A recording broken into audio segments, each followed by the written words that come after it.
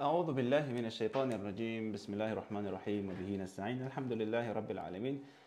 بازم از خداوند لایزال به نهایت شکرگزار هستم که ما روح الله را میگیره بازم توفیق داد تا در خدمت شما قرار داشته باشیم و به سلسله درس‌های تجوید ما که درس ابتدایی خود داشتیم در قسمت تعریف قرآن کریم، در قسمت تعریف تجوید، فضیلت و فواید تجوید و یا اینکه چرا ما قرآن کریم با تجوید باید بخوانیم به حیث یک مسلمان. ما در ویدیوی اول خود این موضوع صحبت کرده بودیم. در این ویدیوی ما ان شاء الله تعالی خداوند اگر ما را توفیق بده تا آخرش پیش بریم، ان شاء الله تعالی در قسمت موضوعات مختلف صحبت میکنیم. اولا میخوایم که تجوید تقسیم بندی کنیم بر دو بخشه. قسمت اول تجوید نظری، قسمت دوم تجوید تطبیقی. تجوید نظری مو تجویدی است که ما شما علم تجوید فرا میگیریم با احکامش، با تمام فرمولا و قواعدش. تجوید تطبیقی تطبیق امی فواید و امی احکام و یا فرمولا با خواندن قرآن کریم است. در بین کشورهای اسلامی که غیر عرب هستند و یا حتی عربای فعلی، اینا قرآن کریم میتونیم درست بخوانیم ولی نظر به احکام تجوید ما نمیتونیم که بگوییم که در این موضوع کدام حکم تجوید است. باعث اگه انسان مسلمان عادی که ما شما زندگی میکنیم که تخصص در قرآن نداشته باشیم، به ما کفایت میکنه اگر ما تجوید به شکل تطبیق خوانده باشیم و یا فرا گرفته باشیم. و اگر ما شوق قضیه داشته باشیم که ما بگذاریم وقت خود به خواندن با فرا گرفتن تجوید که علم شرعی است، یکی از علمای شرعی است و مربوط میشه به کلام الله، در این قسمت ما و شما باید نظرا و یا علما تجوید فرا بگیریم. خب در قسمت تجوید نظری انشاءالله ما درسای خدمه داشته باشیم و در قسمت تطبیقی ما درسایی که میخوانیم در آینده بالای آیت قرآن کریم چه میکنیم؟ تطبیق میکنیم. اگر ما قرآن کریم درست بخوانیم و حتما انشاءالله اگر خدا خواسته باشه ما بتونیم ترجمهش بدانیم، با درست خواندن قرآن کریم و فهمیدن معنای آیات قرآن کریم به نهایت تأثیر مثبت میگذاره بالای خود نفس ما و بالای شنونده. مثال که شما در اسکرین میبینین مثل یک گیلاسی است و یا یک ظرفی است که ما دو هر نوع از مایع را اگر بگذاریم با هر رنگ امو شکل امو ظرف میگیره.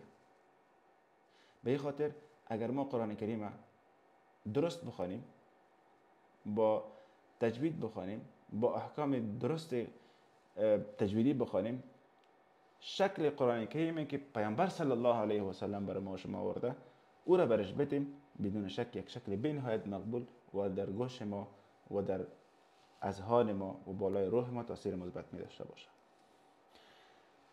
ما توصیه میکنم که اگر ما میخوایم که تجوید ما درست شود و کسایی که اطفال خود تشویق میکنن به خواندن قرآن کریم، با قرایی که ما شما در روی صفحه میبینیم معرفی باشیم. فعلا الحمدلله با آمدن تکنولوژی جدید در قرن 21 ما میتونیم که همه روزه با یوتیوب با اپلیکیشن های مختلف قرآنی با تماس باشیم و از این حفاظ قرآن و از این علمای قرآن بشنویم. با شنیدن خواندن قرآن کریم ما میفهمیم و درک میکنیم که ما به چه سویه قرآن میخوانیم و اینا به چه شکل قرآن میخوانیم. با مقایسه خود با این قرآن بزرگ ما میتونیم که بسیار به آسانی درک کنیم و اینا را کپی کنیم تا زبان ما درست شود و احکام درست قرآن احکام تجوید به شکل درست ادا کرده باشیم. که اینجا میبینیم که شیخ محمود الخلیل حسری است، شیخ محمد صدیق المنشاوی است، شیخ محمد ایوب است که همیشه خداوند مغفرت کنه. اینا به جامعه قرآنی اسلامی دنیای ما شما به نهایت زحمات به نهایت کشیدن. خب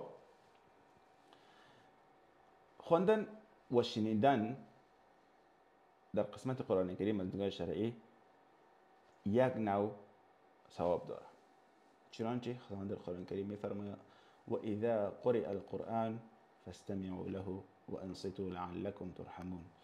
شما وقتی که قرآن کریم میشنوین شما باید بشنوین و خاموش بنشین و اونها را باید گوش بگیریم تا که بالای شما رحم شود. یعنی شنیدن قرآن کریم هم برای ما شما عبادت است و ثواب است و چون ما امر خداوند به جا میکنیم و در عین زمان میتونه جایگزین دیگر آهنگ ها و موسیقی شود که فعلا در جامعه ما خصوصا در بین جوانای ما به نهایت گسترده است و همگی به صداهای موسیقی مختلف گوش میگیرند. اگر ما بتونیم جایگزین کنیم وقت خدا و موسیقی را با قرآن و موسیقی قرآن با خواندن شنیدن این اصوات و یا صوت‌های بسیار مقبول قرآنی با شکلی که درست است او را بشنویم، بدون شک که روح ما تغذیه میشه. غذای روح شنیدن قرآن کریم است برای یک مسلمان، نه موسیقی. چون ما شما را خداوند خلق کرده، کلام خداوند برای ما شما نازل شده. وقتی که روحی که از خداوند بر ما دمیده شده و کلام خداوند میشنوه، بدون شک آرامش میگیره. اگر ما آرامش نمیگیریم در شنیدن قرآن کریم، به این معنی است که ما گوش درست نگرفتیم، تمام فکر خدا اوش خدا به او راهنمایی نکردیم یا نگذاشتیم، تمرکز نکردیم. و یا ای که معنی قرآن کریم نمیدانیم. با تاسف که بسیاری افغانی ما، بسیاری کسایی که عرب زبان نیستن، معنی قرآن کریم نمیدانیم و به او خاطر تاثیرش کم است. پیامبر صلی الله علیه و سلم در حدیثی است میگه که در بین کسایی که قرآن کریم میخوانه همراه صدای بسیار مقبول یک نفر است، وقتی که او را میشنوی احساس میکنی و فکر میکنی که ترس خداوند برات میآید. یعنی در قسمت شنیدن حدیثی هم وجود داره، ما شما باید بشنویم. باز هم در این ویدیو خود تکرار میکنم که اشتباه در قرآن کریم دو نوع است: اشتباه بزرگ و اشتباه کوچک. اشتباه بزرگ یا لحن جلی امو است که آیت قرآن کریم معنایش تغییر میخوره که از نگاه شریعت حرام است. ما قصدن اگر او را تغییر میدیم بدون شک از اسلام میبریم، اگر سهوا او را خطا میکنیم در اونجا مورد گناه قرار میگیریم. چون ما امکانات داریم تا علم تجوید و درست خواندن قرآن کریم فرا بگیریم از استاد. به او خاطر شما وقتی که میخواین قرآن کریم یاد بگیرید نزد استاد میرین که در موضوع تجوید و در موضوع قرآن کریم معلومات بیشتر داره. لحن خفی، اشتباه کوچک امو است که معنای قرآن کریم تغییر نمیخوره و چون بسیاری از مسلمانان تجوید نمیفهمن، احکام نمیفهمن، تجوید قرآن کریم میخوانه ولی میتونن که مخارج حروف زبان عربی به او شکلی که عربا میخوانن تلفظ نکنن. در اینجا ما شما نمیتونیم بگوییم که انسان عبادت نمیکنه، قرآن کریم نخوانه و یا ای که مورد عذاب خداوند قرار میگیره. نه خیر. اگر ما شما از پدرای ما، از مادرای ما، از بیبیای ما، از پدرکلانای ما یاد میگیریم به شرطی که معنای قرآن کریم تغییر نخوره، به مشکل نیست. ولی بهتری است که ما شما باید قرآن کریم با تجوید یاد بگیریم. خب میم در قسمت خواندن خود قرآن کریم.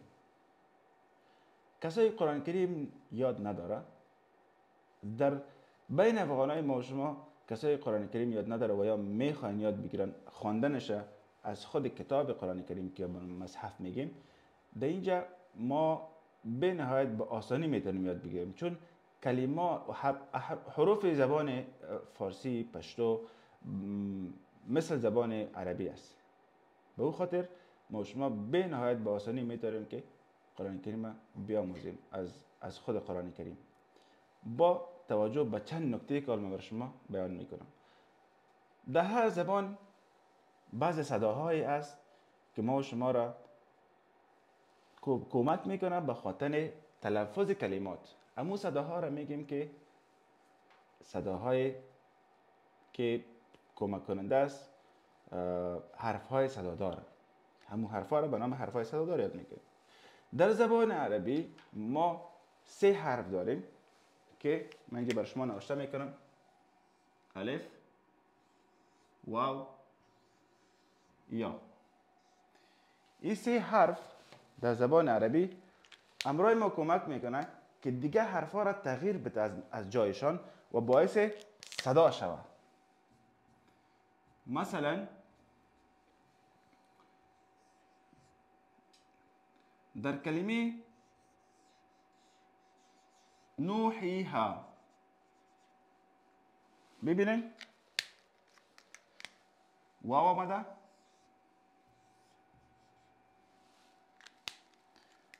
یا آمده،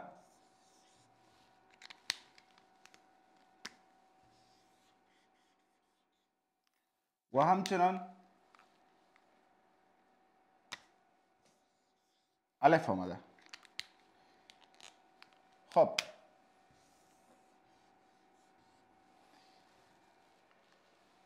نو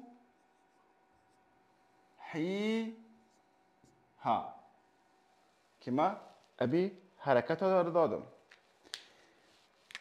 وقتی که حرکت ها رو دادم میگم حرکت دادم، یعنی در زبان عربی سه حرکت وجود داره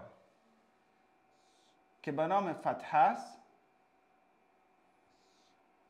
کسره و ضمه. فتحه،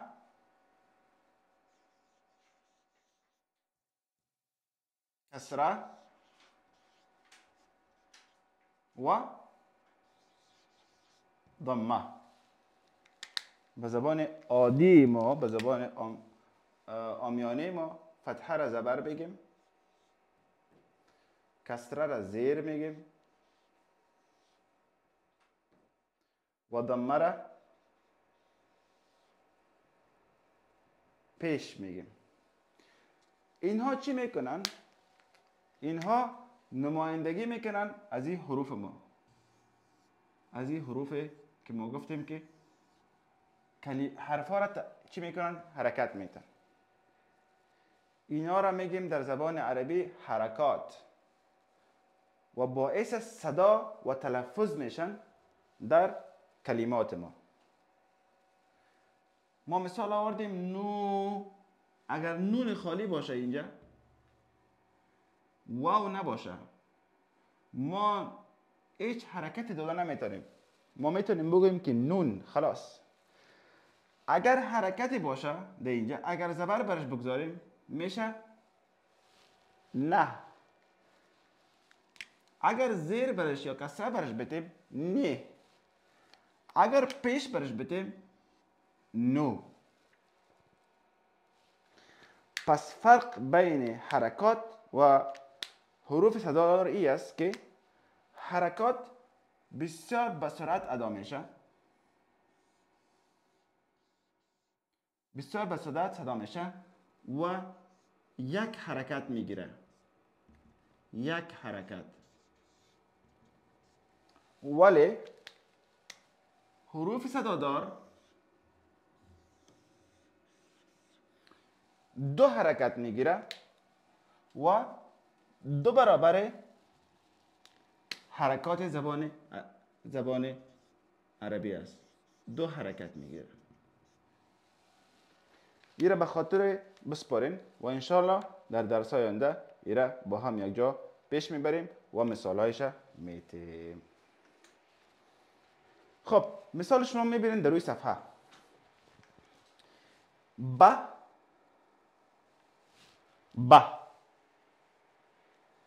و با بی